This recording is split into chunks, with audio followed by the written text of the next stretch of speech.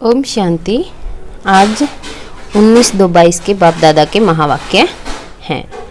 मीठे बच्चे, सदा इसी नशे में रहो कि ज्ञान सागर बाप ने ज्ञान देकर हमें सर्वदर्शन चक्रधारी त्रिकालदर्शी बनाया है।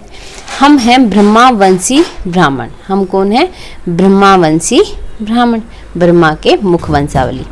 प्रश्न: तुम बच्चे ब्राह्मण बनते ही पद्मा पदम भाग्यशाली बन जाते हो।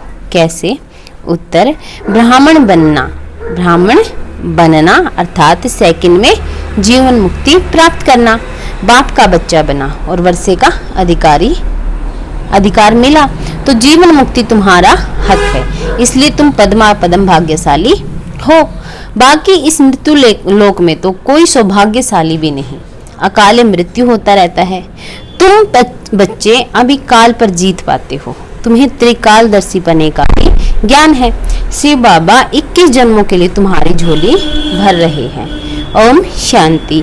बच्चे समझते हैं कि हम कांटों से फूल बन रहे हैं, अर्थात मनुष्य से देवता बन रहे हैं। बच्चे जानते हैं यह कांटों का जंगल है। अब फिर फूलों के बगीचे में जाना है। ये दिल्ली भी कोई समय परिस्थान थी। तुम बच्चे राज्य करते थे जबकि देवताएं थे, फिर कोई राजा महाराजा के रूप में, कोई प्रजा के रूप में। यह तो सब जानते हैं कि बरोबर अब सृष्टि कब्रिस्तान होनी है, उस पर तुम परिस्तान बनाएंगे। तुम जानते हो यह सारी दुनिया ही नहीं बनती है। जमुना के कंठे पर राधे कृष्ण लक्ष्मी नारायण थे। ऐसे नहीं राधे कृष्ण राज्य करते हैं, नहीं, राधे दूसरी राजधानी की थी, कृष्ण दूसरी राजधानी के थे। दोनों का फिर स्वयंवर हुआ। स्वयंवर के बाद फिर यही लक्ष्मी नारायण बनते हैं, फिर इस परिस्थान में जमुना के कंठे पर राज्य करते हैं। यह गद्दी बहुत पुरानी है, आदि सनातन देवी देवताओं की गद्दी बनती आई है, परंतु इन बातों को सिर्फ तुम बच्चे ही जानते हो। तुम ही अपना परिस्थान बना रहे हो, राजधानी स्थापन कर रहे हो। कैसे कर रहे हैं राजधानी स्थापन? योग बल से। देवी देवताओं की राजधानी लड़ाई से नहीं स्थापन हुई थी। तुम यहाँ सीखने आए हो राजयोग बल, जो 5000 वर्ष पहले सीखे थे। तुम कहेंगे, हाँ बाबा, पहले भी आज के ही दिन इसी समय हम बाबा से पढ़ना सीखे थे। यहाँ सिर्फ बच्चे ही आते हैं, बच्चों के बिना बाप और कोई से बात कर न सके। बाप कहते हैं, मैं बच्चों को ही सिखलाता हूँ।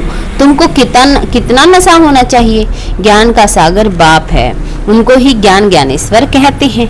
इसका अर्थ है ईश्वर जो ज्ञान का सागर है वह इस समय तुमको ज्ञान देते हैं। कौन सा ज्ञान? सृष्टि के आदि मध्य अंत का ज्ञान। तुम बच्चे सर्वदर्शन चक्रधारी बनते हो। तुम ब्रह्मावंशी हो। विष्णुवंशी जो राज्य करेंगे वह सर्वदर्शन चक्रधारी त्रिकालदर्शी नहीं है। तुम ब्रह्मावंशी हो सो फिर देवता बनेंगे। हम सूर्यवंशी थे, फिर चंद्रवंशी में गए, फिर वैश्यवंशी, शूद्रवंशी बने, अब फिर से हम ब्राह्मणवंशी बने हैं। तुम बरोबर जानते हो कि हम सर्वदर्शन चक्रधारी हैं। सारी सृष्टि के आदि मध्य अंत का ज्ञान हमारे में है। इनसे ही फिर चक्रवर्ती राजा रानी बनेंगे। यह नॉलेज सभी धर्मों वालों के लिए है, सभी धर्म वालों के लिए है। शिव बाबा सबको कहते हैं, इन ब्रह्मा को भी कहते हैं। इनकी आत्मा भी अब सुन रही है, ब्रह्मा बाबा की आत्मा भी अब सुन रही है। तुम अब ब्राह्मण हो। हर एक मनुष्य मात्र शिव बाबा का बच्चा भी है तो ब्रह्मा बाबा का बच्चा भी है। ब्रह्मा है ग्रेट ग्रैंडफादर जिस्मानी और शिव बाबा है सबका रूहानी बाप। शिव बाबा को प्रजापिता नहीं कहेंगे, शिव बाबा आत्माओं का बाप है।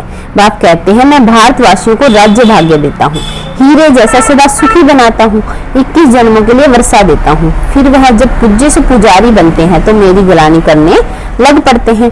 बाप कहते हैं, कितना ऊंचा मैं तुम्हारा बाप हूँ। मैं ही भारत को हेवन पैराडाइज बनाता हूँ। तुम फिर सर्वव्यापी कह गलानी करते हो। 5000 वर्ष पहले भारत स्वर्ग था, कल की बात है। तुम ही राज्य करते थे, सोजरा था, आज अंधियारा है, परंतु समझते हैं यही स्वर्ग है। भारतवासी गाते हैं, नई दुनिया में नया भारत राम राज्य हो। मनुष्य फिर इसको ही नया समझ रहे हैं। यह तो ड्रामा है, इस समय माया का पिछाड़ी का पंप है। अब रावण राज्य मुर्दाबाद और राम राज्य जिंदाबाद होना है। राम राज्य को राम सीता के राज्य को नहीं कहा जाता है, सूर्यवंशी राज्य को ही राम राज्य कहा जाता है। तुम आए हो सूर्यवंशी राजा रानी बनने के लिए, यह राजयोग है। यह नॉलेज कोई ब्रह्मा या कृष्ण नहीं पढ़ाते, यह तो परम पिता परमात्मा ही पढ़ाते हैं। पतित पावन वह बाप है, सारे विश्व को हेवन बनाने वाला, सुख शांति देने वाला है। यह भारत पहले सुख धाम था। क्या था भारत? सुख धाम था। आते तो सब शांति धाम से हैं। अहम आत्मा सब पहले शांति धाम में रहने वाली है। आत्मा सो परमात्मा नहीं है। अहम आत्मा सूर्यवंशी थे, फिर क्षत्रिय शूद्र बने और फिर ब्राह्मण वंश में आए हैं। यह चक्र अर्थात बाजोली का खेल है। पहले पहले हैं चोटी ब्राह्मण, फिर क्षत्रिय। टोटल 84 जन्म भोगने पड़ते हैं। बच्चे, इसमें नींदने की कोई बात नहीं है। सेकंड में जीवन मुक्ति मिलती है। बाप का बच्चा बना और वर्षे का लायक हो गया। माँ के गर्भ से निकला और वर्षा लिया। जैसे ही बच्चा माँ के गर्भ से निकलता है तभी वर्षे का अधिकारी, हमारे लौकिक वर्षे का अधिकारी हो जाता है। तो बाबा ने भी कहा जैसे ही बाप का बच्चा बना वैसे ही वर्षे का लायक भी हो गया। यह भी सेकंड की बात है। जनक कुछ सेकंड में जीवन मुक्ति मिली ना। तुम भी ईश्वर के बने तो जीवन मुक्ति तुम्हारा हक है। बाबा हम इसे कह रहे हैं, यह हमारा अधिकार है। तुम अमर लोक के मालिक बनते हो। यह है मृत्यु लोक। तुमसे सौभाग्यशाली और कोई है नहीं। यहाँ तो अकाल मृत्यु हो जाता है। अब तुम काल पर विजय पाते हो। बाप कालों का काल है, तो उस बाप से तुमको कितना वर्षा मिलता है। तुम्हें सभी धर्मों को भी जानना चाहिए, इसलिए यह चित्र बनाए हैं। यह पाठशाला है। कौन पढ़ाते हैं? भगवान वाचक। कृष्ण नहीं पढ़ाते। ज्ञान का सागर कृष्ण नहीं है, वह तो परम पिता परमात्मा है। वही तुमको ज्ञान दे रहे हैं। तुम हो ज्ञान गंगाएं। देवताओं में तो यह ज्ञान होता ही नहीं। तुम ब्राह्मणों में भी यह ज्ञान है त्रिकालदर्शी पने का। तुम ही इस समय यह ज्ञान सीखकर वर्षा पाते हो। राजयोग सीख स्वर्ग के राजा रानी बनते हो।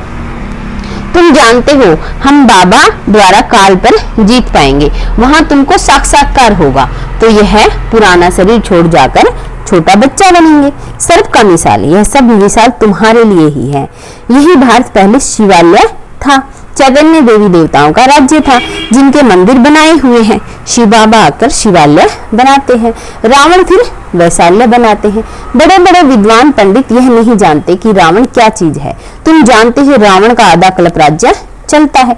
दिल्ली पर पहले गोड गोडेज लक्ष्मी नारायण का राज्य था। पहले कहते भी हैं क्राइस्ट से 3000 वर्ष पहले भारत हेवन था, परंतु फिर भूल गए हैं। कोई मरता है तो कहते हैं स्वर्गवासी हुआ, मुख मीठा कर देते हैं। जब भारत स्वर्ग था तो पुनर्जन्म भी स्वर्ग में होता था। अब भारत नरक है तो पुनर्जन्म भी नरक में लेते हैं। बाप कहते हैं बच्चे तुमको याद है ना, कलप कलप में आकर तुमको स्वर्ग का मालिक बनाता हूँ। अब तुम पतित से पावन बन रहे हो। यह काम एक ही बाप का है। बच्चों की बुद्धि में है ऊंचे ते ऊंचा शिव बाबा। इस ब्रह्मा द्वारा बैठ सभी वेद शास्त्रों का सार समझाते हैं। भक्ति मार्ग में तो मनुष्य खर्चा करते करते कोड़ी मिसल बन गए हैं। बाप कहते हैं मैंने तुम बच्चों को हीरे जवाहरातों के महल बना कर दिए, फिर तो तुमको नीचे उतरना ही था। कला कमती होनी ही थी, उसमें कोई ऊपर चढ़ न सके, क्योंकि है ही गिरती कला का समय। इसमें तुम सबसे ऊंच ईश्वरीय औलाद हो, फिर देवता क्षत्रिय बनना ही है। कितना भी कोई दान पुण्य करे, भक्ति मार्ग में खर्चा करते करते कला उतरनी ही है। बाबा भी बच्चों से पूछते हैं मैंने तुमको इतना शाहूकार बनाया, तुमने सारा धन कहाँ किया? बच्चे कहते हैं बाबा आपके ही मंदिर बनाए। अब फिर शिव भोलानाथ बाबा हमारे 21 जन्मों के लिए झोली भर रहे हैं। बाबा कहते हैं I am your obedient servant, most obedient father, most obedient teacher. पारलौकिक फादर, पारलौकिक टीचर, परलोक में रहने वाला मोस्ट ओबीडियंट सतगुरु भी हूँ। तुमको साथ ले जाऊंगा और कोई गुरु तुमको साथ नहीं ले जाएगा। इसमें डरने की कोई बात नहीं है। अब तुम बच्चों को ज्ञान का तीसरा नेत्र मिला है। इन नेत्रों से इस बाबा को देखते हो। बाबा को, शिव बाबा को तो बुद्धि के नेत्र से जाना जाता है। वर्षा शिव बाबा से मिलता है। इस ब्रह्मा को भी वर्षा शिव बाबा से मिल रहा है। ऊंची ते ऊंचा है ही शिव बाबा, फिर ब्रह्मा विष्णु शंकर, फिर ब्रह्मा सरस्वती, फिर लक्ष्मी नारायण। बस उन्होंने कितने ढेर चित्र बनाए हैं। 6 भुजा वाला कोई है नहीं। यह सब है भक्ति मार्ग का खेल। Waste of time, waste of energy. वास्तव में सर्वशास्त्रमयी शिरोमणि है गीता। उनमें भी बाप के बदले बच्चों का नाम डाल एकज भूल कर दी है। यह भी ड्रामा है। सबका सदगति दाता पतित पावन एक बाप ही है। फिर दूसरा बाप है प्रजापिता ब्रह्मा, तीसरा है लौकिक बाप। जन्म बाई जन्म दो बाप मिलते हैं, इस एक ही समय पर तीन बाप मिलते हैं। इसमें मूंझने की कोई बात ही नहीं। कहते हैं ज्ञान, भक्ति और वैराग्य। अब वैराग्य भी दो प्रकार का है, एक है हद का, दूसरा है बेहद का। सन्यासी तो घर बार छोड़ जंगल में चले जाते हैं, यहाँ तो तुम पुरानी दुनिया को ही बुद्धि से छोड़ते हो। यह है हठ योग, यह है राजयोग। हम जो करते हैं वो क्या है? राजयोग। हठ योगी कभी राजयोग सिखला नहीं सकते। बहुत अच्छी अच्छी बातें समझने की है। तुम बच्चे ही इस समय कांटों से फूल बनते हो। पहले नंबर में तो देह अभिमान का बड़ा कांटा है, उनको बाप ही छुड़ा सकते हैं, कोई और की ताकत ही नहीं है। अच्छा, मीठे मीठे सिकील दे बच्चों प्रति माता पिता बाप दादा का याद प्यार गुड मॉर्निंग। रूहानी बाप की रूहानी बच्चों को नमस्ते। हम रूहानी बच्चों की रूहानी बाप दादा को याद प्यार नमस्ते। शुक्रिया बाबा, शुक्रिया। धारणा के लिए मुख्य सार, इस पुरानी दुनिया को बुद्धि से भूल बेहद का वैरागी बनना है। देह अभिमान के भूत को निकाल देना है। बाप समान ओबीडियंट बन सेवा करनी है। आप समान बनाना है, सबको आप समान बनाना है। किसी भी बात में मूंझना नहीं है। वरदान, परमात्मा प्यार के आधार पर दुख की दुनिया को भूलने वाले सुख शांति संपन्न भव। परमात्मा प्यार ऐसा सुखदायी है जो उसमें यदि खो जाओ तो उस दुख की दुनिया, तो यह दुख की दुनिया को भूल जाओगे। इस जीवन में जो चाहिए वो सर्व कामनाएं पूर्ण कर देना, यही तो परमात्मा प्यार की निशानी है। बाप सुख शांति क्या देता, लेकिन उसका भंडार बना देता है। जैसे बाप सुख का सागर है, नदी तालाब नहीं, ऐसे बच्चे को भी सुख के भंडार का मालिक बना देता है।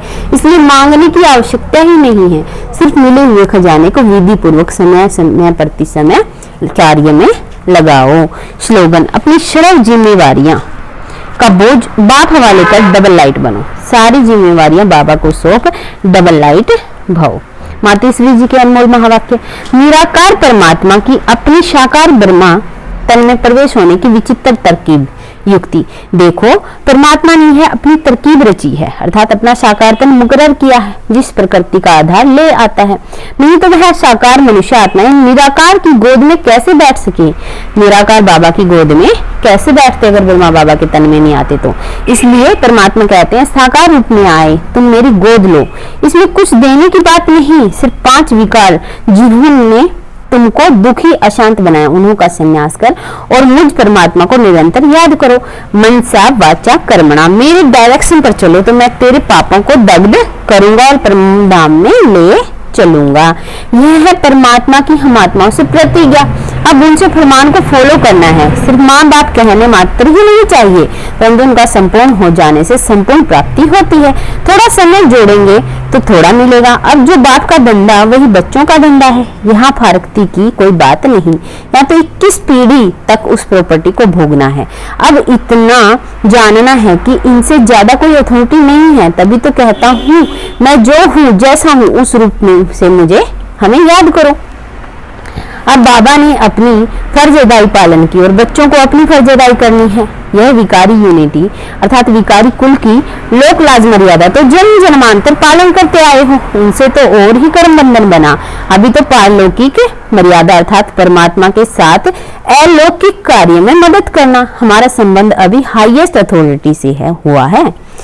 हम उस बख्तावर की संतान हैं जो आकर साकार तन द्वारा हमें नॉलेज दे रहे हैं। बख्तावर मीन्स, बख्तावर का क्या मतलब होता है? बख्तावर का मतलब होता है सौभाग्यशाली, सौभाग्यशाली, फॉर्चून। तो क्यों न हम पास भी डोनर हो जाएं? हर एक के पुरुषार्थ से पता पड़ता है कि यह बख्तावर है या नहीं। हर एक के पुरुषार्थ से पता चलता है कि यह सौभाग्यशाली है या नहीं। अगर कोई परमात्मा की गोद लेकर दांव लगावे कि हम उनके बच्चे वारिस हैं, फिर जाए फारकती दे देवे, तो ऐसे बच्चों को भस्मासुर कहेंगे ना। चढ़े तो ऊंच पद, गिरे तो भस्मासुर हो जाते हैं। अब ये याद रखना किसके साथ हमारा संबंध है। जिस संबंध में आने के लिए खुद देवताएं भी इच्छा करते हैं, देवताएं भी भगवान के साथ आने की इच्छा करते हैं, लेकिन ये सौभाग्य तो सिर्फ ब्राह्मणों को प्राप्त है, इसलिए हमें इस सौभाग्य का आनंद उठाना है। अच्छा, ओम शांति। Thank you.